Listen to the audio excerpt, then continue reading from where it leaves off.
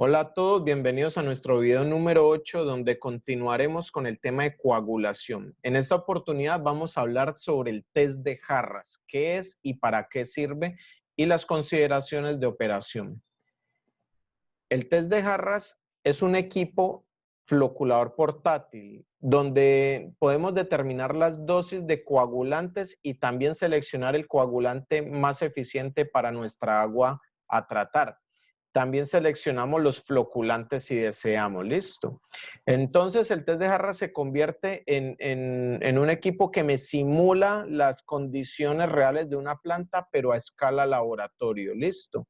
Aquí observamos en la imagen un test de Harras, que lo constituye un equipo mecánico donde tenemos un motor que hace girar unas aspas. Las aspas generan a través de unas revoluciones por minuto que yo le puedo variar y un tiempo determinado de reacción, me generan un movimiento, una agitación en el agua que me permite que el coagulante que esté probando funcione y reaccione químicamente con el agua y poder nosotros observar cuál es esa mejor dosis y cuál es el mejor coagulante y mejor floculante también que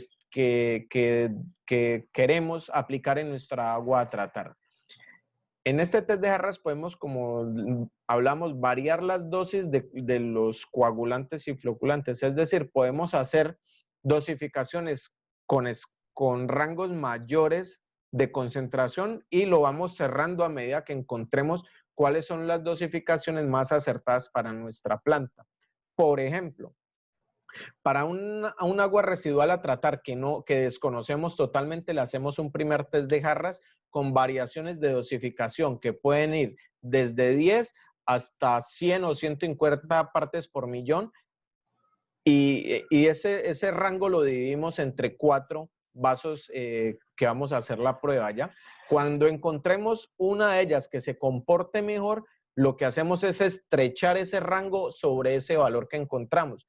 Por ejemplo, la primera prueba que fue entre 10 y 100 o 150, encontramos que el mejor test de Harras fue el de valor de 50 miligramos por litro. Entonces lo que hacemos es proceder a cerrar ese rango. Entonces ya analizamos 30, 40, 50 y 60 partes por millón del coagulante que estamos probando. ¿Listo? Entonces hacemos variaciones las que queramos en las formas de operar ese coagulante. ¿Listo?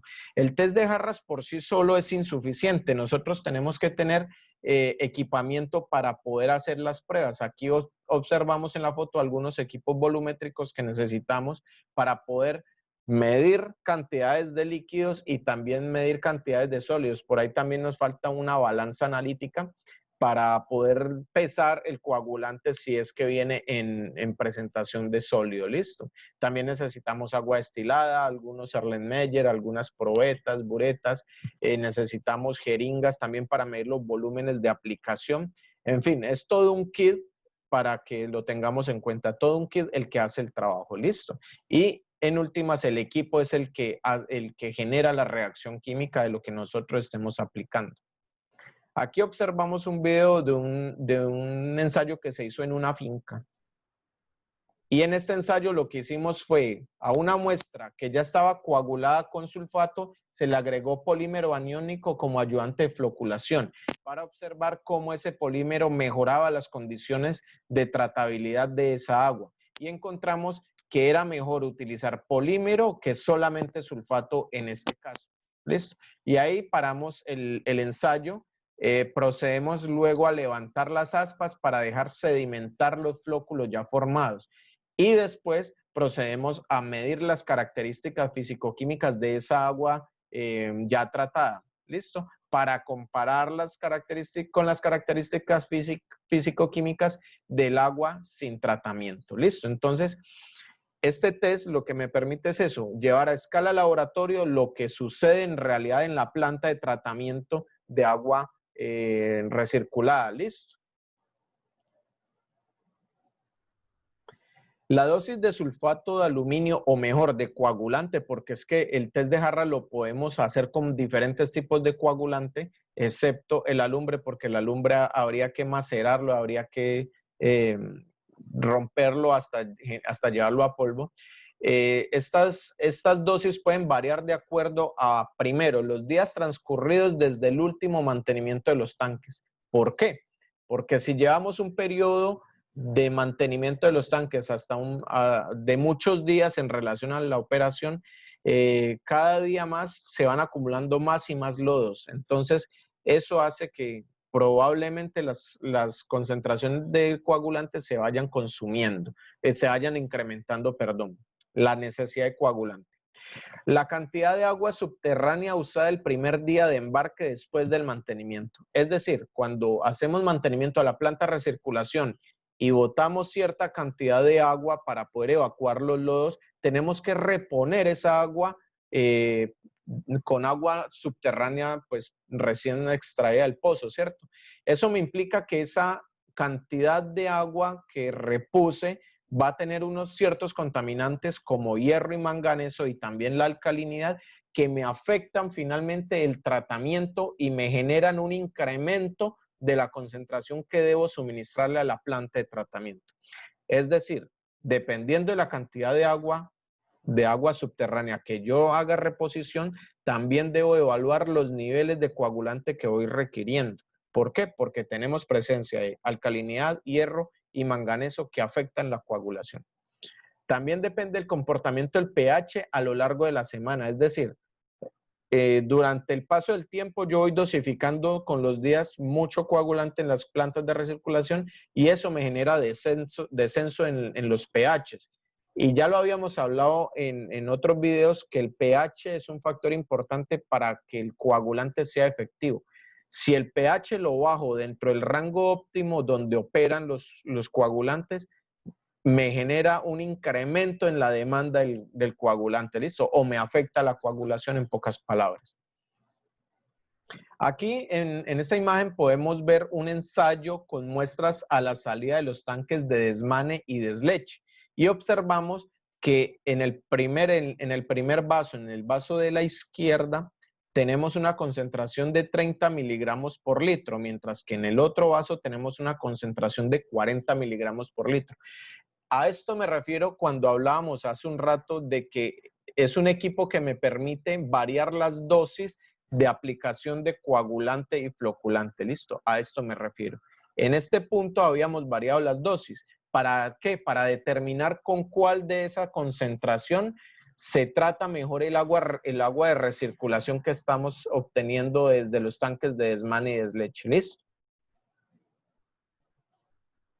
Aquí tenemos otro ensayo con el test de jarras. ¿Qué hicimos?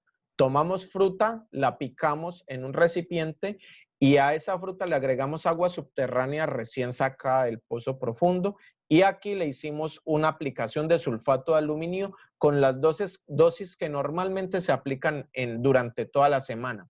¿Qué encontramos? Que como era totalmente renovada el agua subterránea, el agua se tornó de color morado, ¿ya? Vamos a hablar ahorita acerca de esto. ¿Y qué pasa? Que al tornarse de esa coloración hay una alta cantidad de sustancias disueltas que no fue posible removerlas con las concentraciones normales que se aplican durante toda la semana. Con esto se concluye que las necesidades de coagulante son superiores los primeros días después de un mantenimiento o después de una reposición de agua subterránea. ¿Listo? ¿Qué fue necesario aquí? Aumentar mucho las dosis para poder clarificar esta agua. Este es otro ensayo también donde utilizamos una menor cantidad de agua del pozo y una menor cantidad de látex, donde también picamos fruta. Y simplemente miramos cuál fue la reacción entre el agua subterránea y el látex del banano, ¿cierto? O sea, la savia de la fruta. Y notamos que inmediatamente el agua empieza a cambiar de color y a tornarse de un color morado. Aquí observamos un morado tenue y aquí observamos un morado bastante notable, bastante oscuro. En la imagen B se observa el mismo tipo de agua, pero después de un segundo día de embarque. Es decir, que con el tiempo ese color empezó a cambiar, ¿ya? Pero eso fue a través del proceso de recirculación que durante horas estaba dándose en la empacadora de la finca.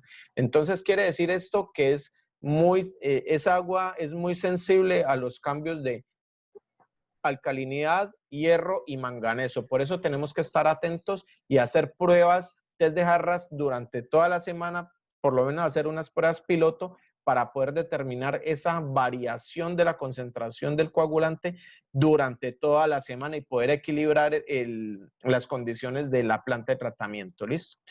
Se presume que esta coloración ha sido provocada por presencia de hierro, manganeso y alcalinidad en el agua. ¿Listo? Se presume. Todavía nos falta investigar un poquito más a fondo, pero inicialmente esa es la conclusión. Hasta aquí llegamos con nuestro video de test de jarras. En un siguiente video vamos a observar las formas de dosificación de los coagulantes. ¿Listo? Muchísimas gracias por tu tiempo.